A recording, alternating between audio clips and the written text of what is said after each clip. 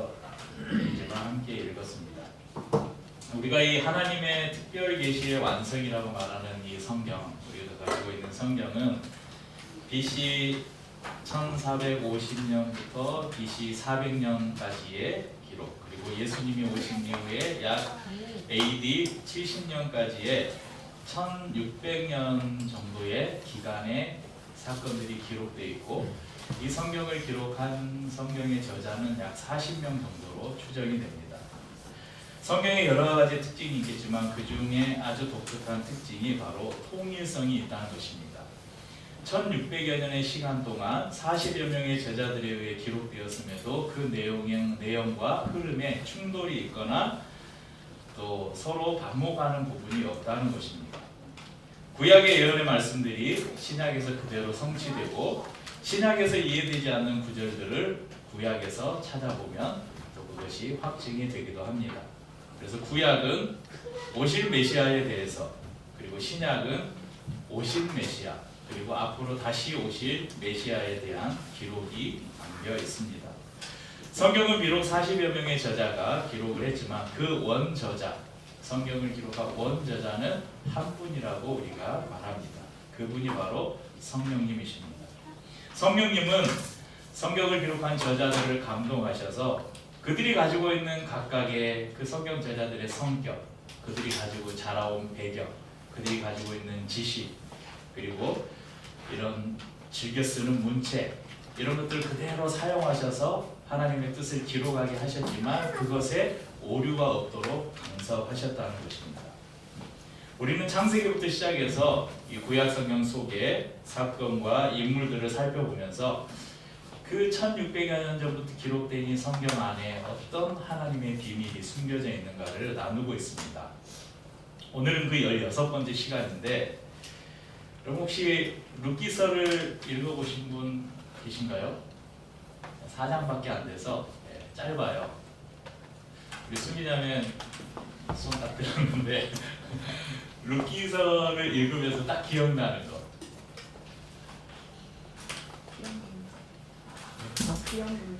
기억은 모르죠. 정확하게 알고 있어요. 대부분은 룻기서를 읽으면, 이 룻기서를 누가 좋아하냐면 시어머니들이 좋아해요. 이 룻기에는 시어머니를 너무 잘 동양한 룻이라는 한 며느리가 나오거든요. 그래서 야, 며느라가야, 넌 저 룻을 좀 본받아야 된다. 그래서 룻기를 좀 잘 읽어봐라.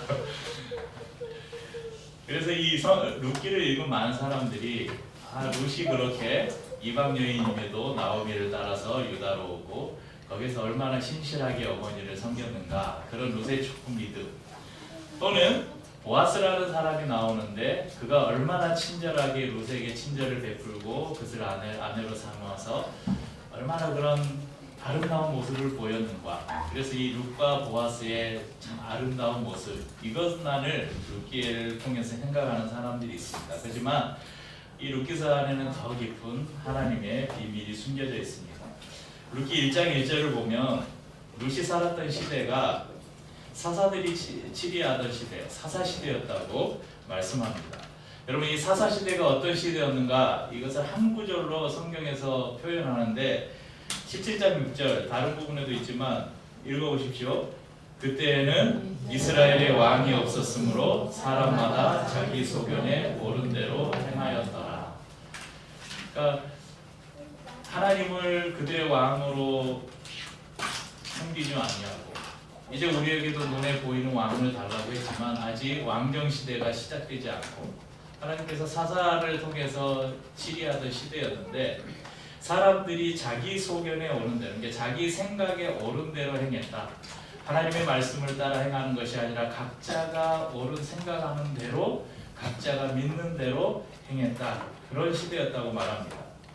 왕 대신 하나님을 버리고 자기 생각에 옳은 대로 행했던 이 시대, 이 사사 시대에 하나님은 모압에서 그리고 베들레헴에서 놀라운 구원의 계획을 실행하고 계셨다는 것입니다. 오늘 본문 저희가 읽은 4장의 사건이 있기까지 룻기 1, 2, 3장을 간단하게 설명을 드리겠습니다. 이스라엘의 흉년이 들어서 유다 베들레헴에 살던 엘리멜렉이라는 사람과 그 아내 나오미, 그리고 가지고 두 아들 말론과 기럍이 양식을 얻기 위해서 모압으로 이주를 했습니다. 그래서 그곳에서 사는데 엘리멜렉이 죽었어요. 아마 이주를 하고 얼마 안 돼서 죽은 것 같아요. 죽은 나오미와 엘리멜렉이 죽고 나오미와 두 아들이 남았는데 이 나오미가 모압에서 이 두 아들을 위해서 며느리를 얻어줬습니다. 한 사람이 오르바고 또 한 사람이 룻이었습니다. 나중에 사장에 보면 룻은 말론의 아내라고 나옵니다. 그런데 10여 년쯤 후에 그만 두 아들까지 죽고 말았어요. 그런데 이 모압 이방 땅에서 과부 3명만 남은 거예요.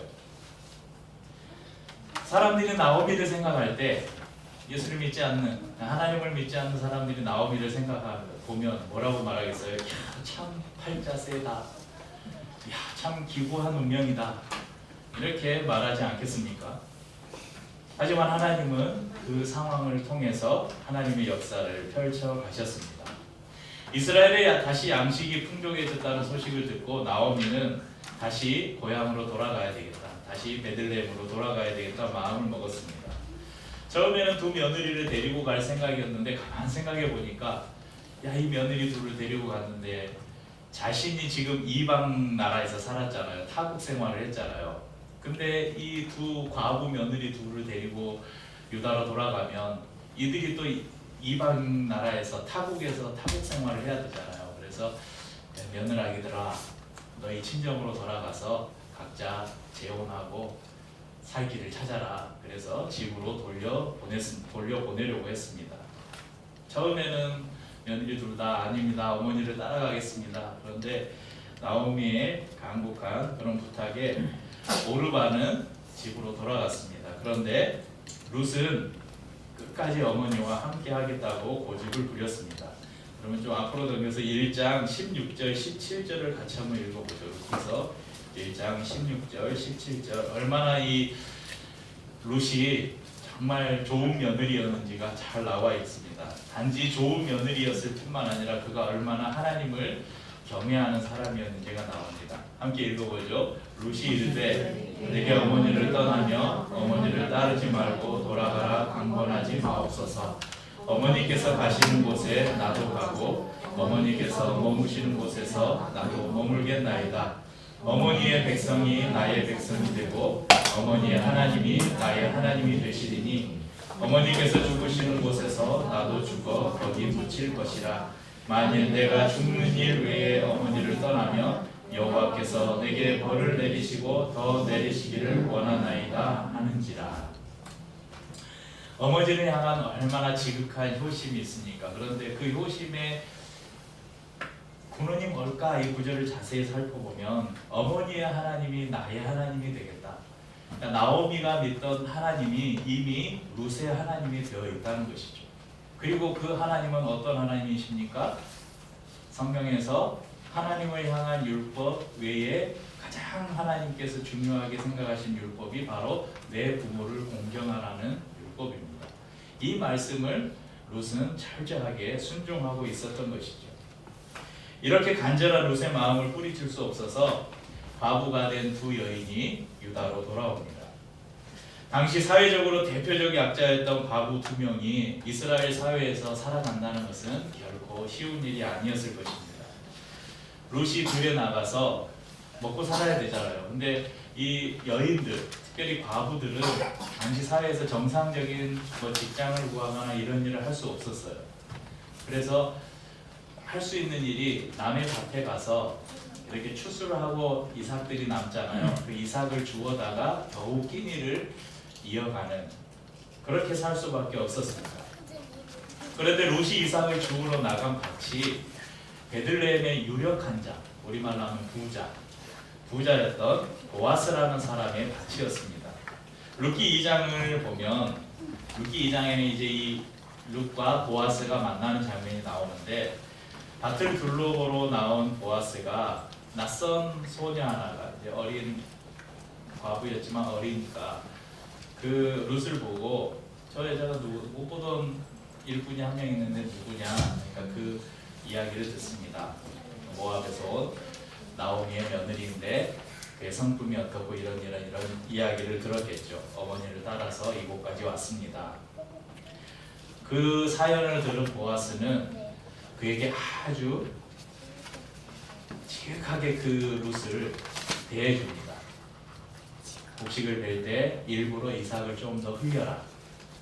그리고 절대 다른 소년들이, 그러니까 막 그 여자고 과부고, 그러니까 사람들이 함부로 할 수 있잖아요. 그러니까 소년들이 이 여인에게 손대지 못하도록 하라.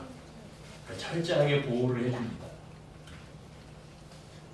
그런 것들을 보면 당시에 이 베들레헴에서 유력한 자였던, 어느 능력을 가지고 있었던 이 보아스가 사회적으로 가장 낮은 곳에 있는, 무시당하는 위치에 있는 한 여인에게 얼마나 선한 영향을 끼쳤는지 이 보아스의 모습을 보면 우리가 알 수 있습니다.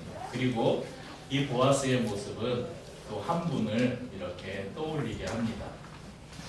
보아스의 선대함을 들은 나오미는 한 가지 계획을 룻에게 제안합니다. 그 계획이 3장 말씀에 기록이 되어 있습니다. 타작마당에 몰래 들어가서 보아스의 이불 속으로 들어가서 그의 은혜를 입으라는 것입니다.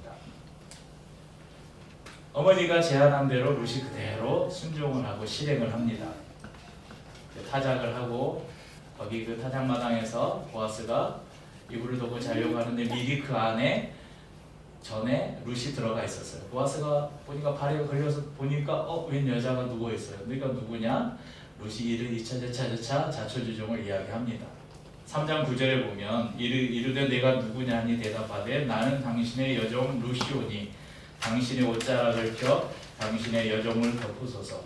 이는 당신이 기업을 물을 자가 됨이니이다 하니. 여기 보면 이 룻기에서 가장 중요한 단어가 등장합니다. 기업 물을 자. 이미 이 나오미는 알고 있었어요. 이 보아스가 자신의 가문의 기업 물을 자가 된다는, 그러니까 자신의 친족이에요. 친척이에요. 이 한글로는 기업 물을 자, 세 음절로 되어 있지만 히브리어는 고엘이라는 한 단어로 표현이 됩니다. 보시면 이 원어 성경 대전에서 이 단어를 찾아보았는데, 고엘은 구속하다, 친족으로 행동하다, 몸값을 치르고 되찾다, 이런 의미를 가진 깔의 현재 능동 분사.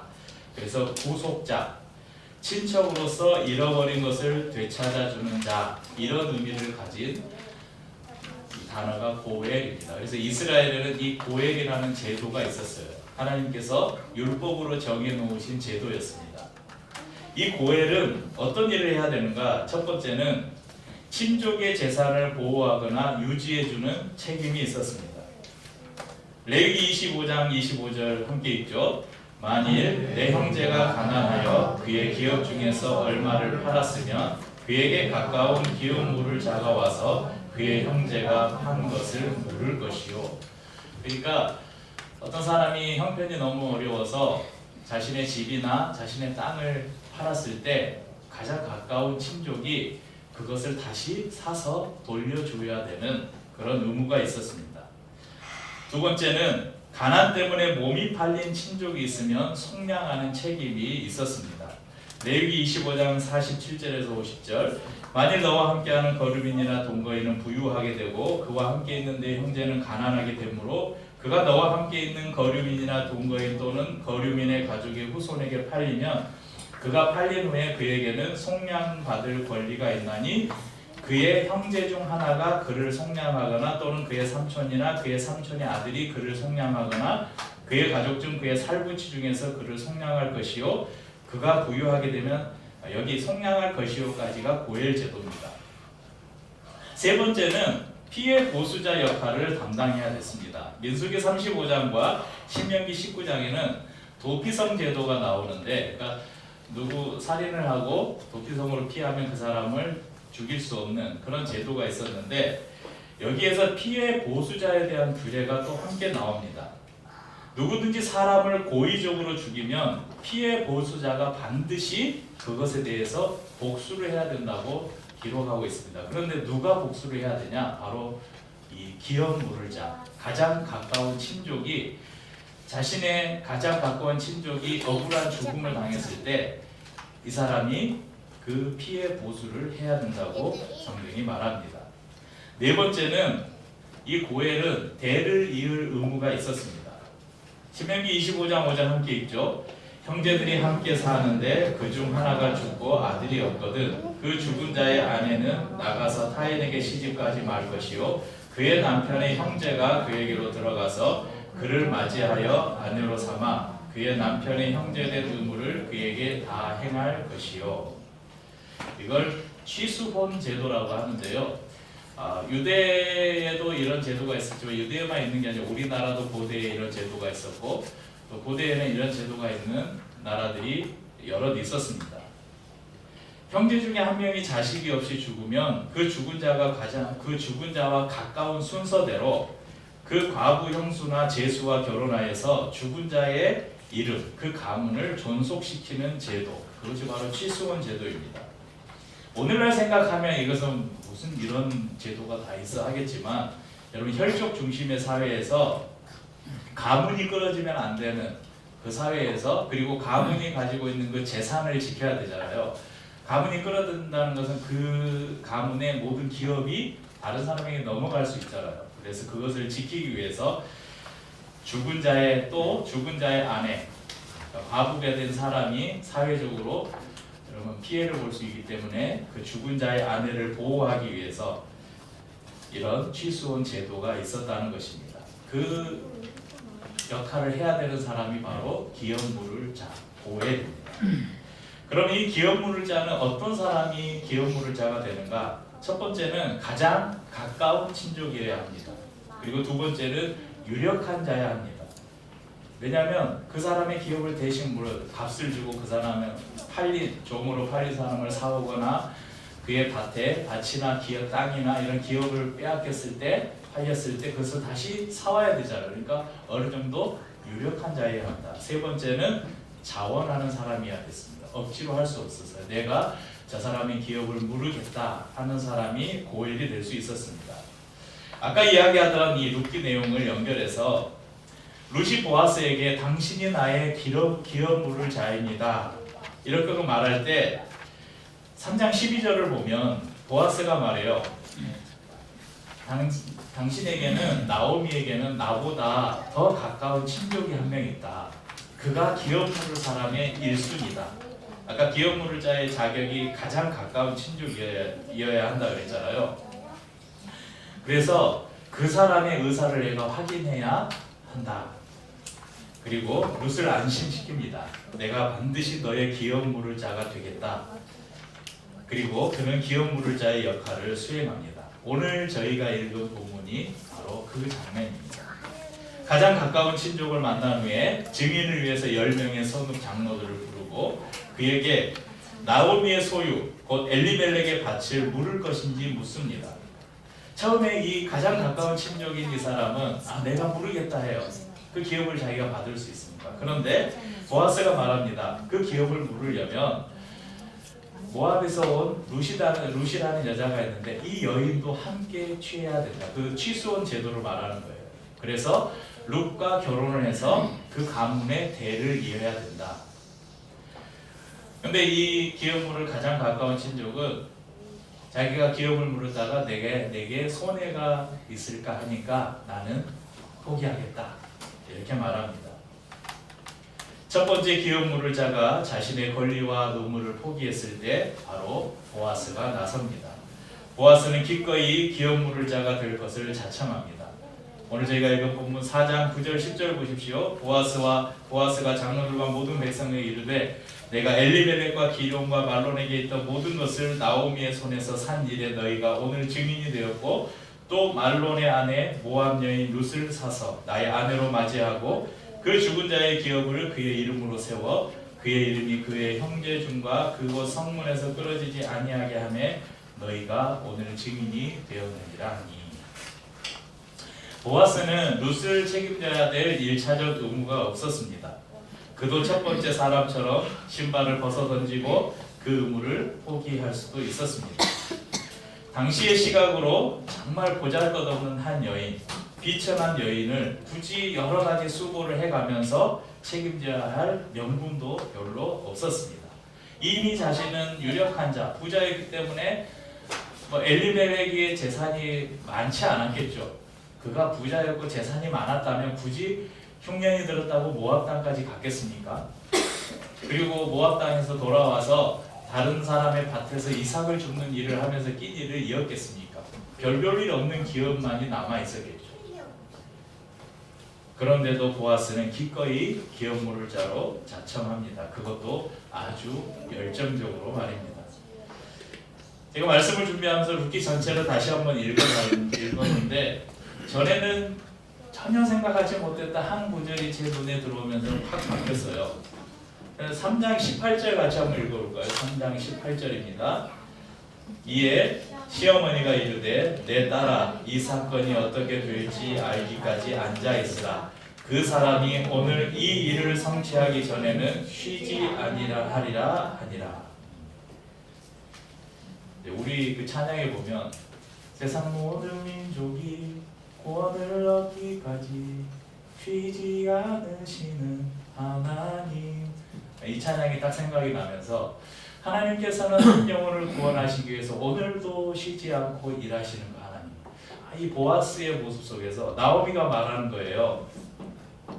딸아, 며느라, 이 사건이 이제 어떻게 마무리될지 우리는 할 게 없다. 우리 이제 기다리는 것만 할 뿐이다. 그 사람이 보아스예요. 그 사람이 너에게 말한 이 일을 성취하기 전에는 쉬지 아니할 것이다. 아마 나오미는 보아스의 성품과 그에 대한 이야기를 다 들었겠죠. 내가 아는 보아스라면 우리의 기업물을 자가 되기 전까지 그는 굉장한 열심을 낼 것이다. 아마 포기하지 않을 것이다. 그리고 신속히 할 것이다. 그러니 우리는 이제 기다리자. 이렇게 말하는 것입니다. 구속은 값을 지불하고 산다는 의미입니다. 보아스라는 한 인물을 통해서 우리에게 보여주시는 것이 바로 갈보리의 십자가 사건입니다. 예수님은 십자가에서 내가 너희의 모든 죄의 값을 다 지불했다라고 세상 가운데 선포하셨습니다.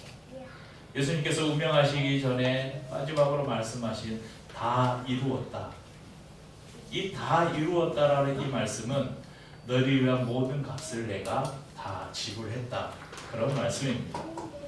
보아스를 통해 예수님은 내가 너희의 기업물을 자, 곧 고엘이다. 이렇게 말씀하십니다. 여러분 아까 제가 기업물을 자의 세 가지 조건을 말씀드렸어요. 첫 번째, 가까운 친족이어야 된다. 두 번째, 유력한 자여야 된다. 세 번째, 자원하는 사람이어야 된다.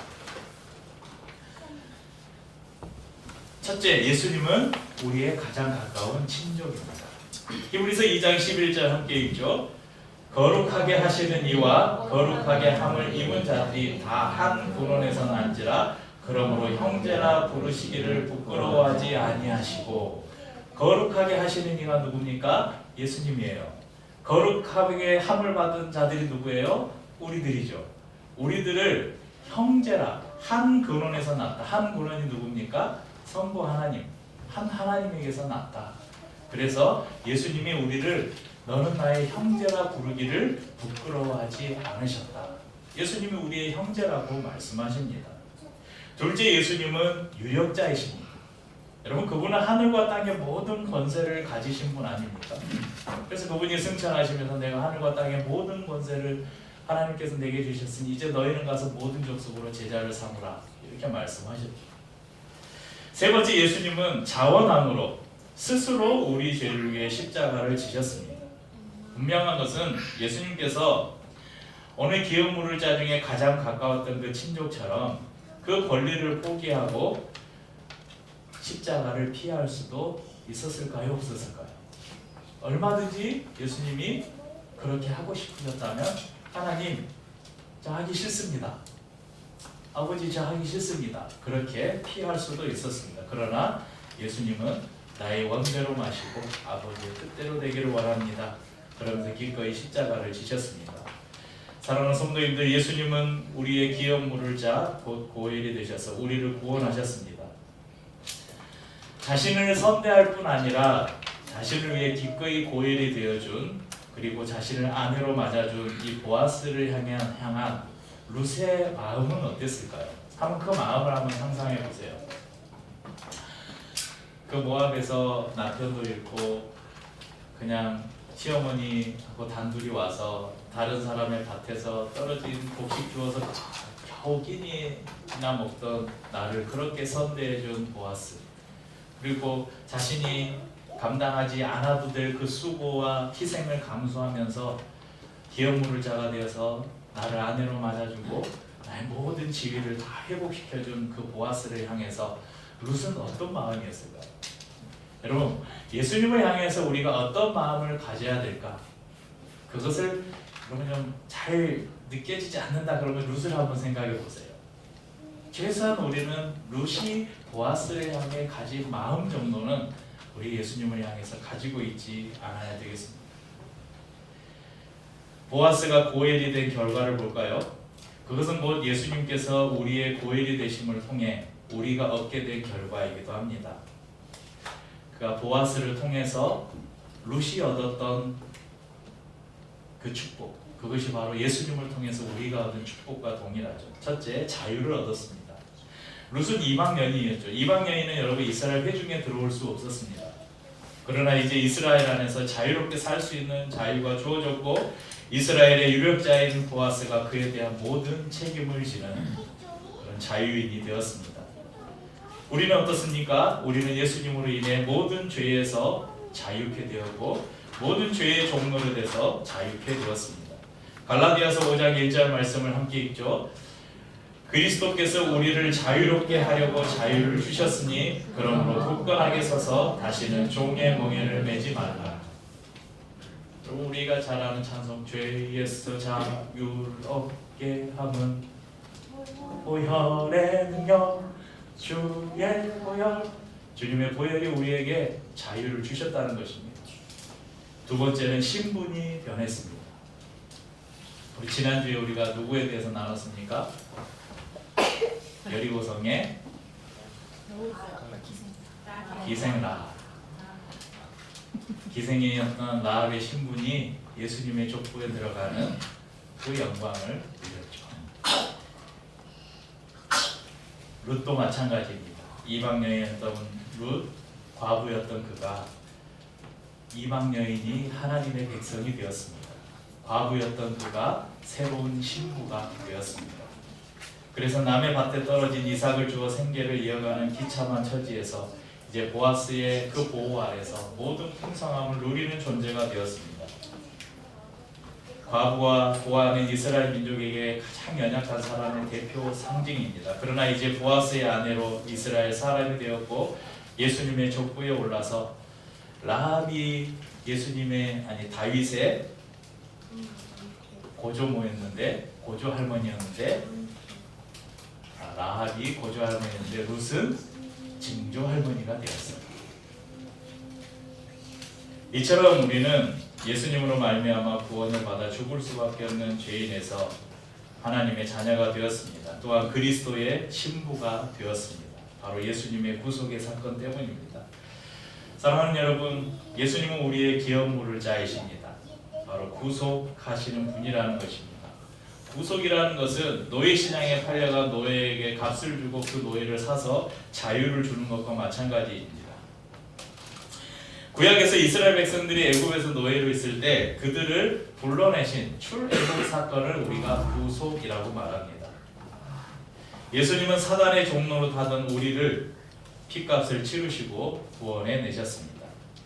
에베소서 1장 7절에 이렇게 말씀합니다. 우리는 그리스도 안에서 그의 은혜의 풍성함을 따라 그의 피로 말미암아 속량, 이 속량이 바로 구속입니다. 속량, 값을 주고 샀다.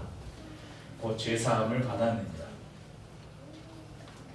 오늘 말씀 속에 룻을 사랑하셔서 그 값을 지불하고 구속하여 룻에게 자유를 주고 예수님의 족보에 동참케 한 이 보아스처럼 예수님은 모든 믿는 자들의 기업물을 자가 되셔서 하나님의 자녀가 되게 해주셨습니다. 예수님이 우리의 모든 죄의 값을 지불하셨으므로 우리는 더 이상 죄의 종로들로 탈 수 없습니다. 이제 우리는 세상에 속한 자가 아니라 하나님의 자녀가 되었습니다.